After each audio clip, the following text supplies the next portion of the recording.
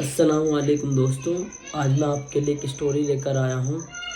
Story ऐसे है कि गांव में एक राजा था।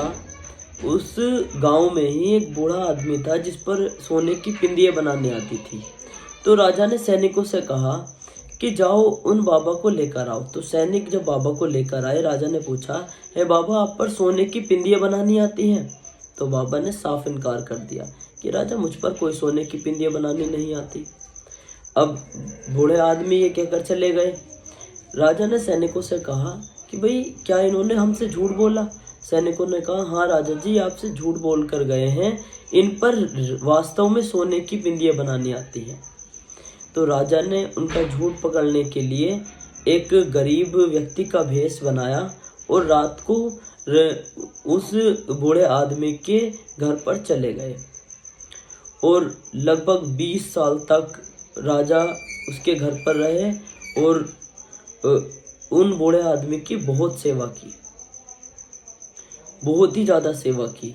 तब एक रात बूढ़े ने कहा कि है मुसाफिर, तूने मेरी इतनी सेवा की है तो आज मैं तुझे कुछ बताना चाहता हूँ। राजा ने कहा, ठीक है, बताओ। बूढ़े ने राजा को सोने की पिंदियाँ बनाने का तरीका बताया और कहा कि है मुसाफिर, आज तक ये राज मैंने किसी को नहीं बताया। यहाँ तक यहाँ के राजा को भी मैंने ये कहकर मना कर दिया कि ये सोने की पिंदियाँ मैं बनानी नहीं जानता। जैसे ही उसने राजा को सोने की पिंदियाँ बनानी बता दी, राजा उसी रात वहाँ से फरार हो गया, वहाँ से चला गया।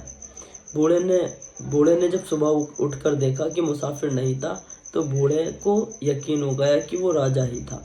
अगले दिन राजा ने फिर से बूढ़े को महल में बुलाया और कहा कि है बाबा जी, आप तो मना कर रहे थे कि आप पर सोने की पिंदियाँ बनानी नहीं आती और आप पर तो आती, इसका मतलब आपने हमसे झूठ बोला। तब उन बाबा ने कहा कि है राजन, इस सोने की पिंदिये को तुम सिंहासन पर बैठकर नहीं बना सकते।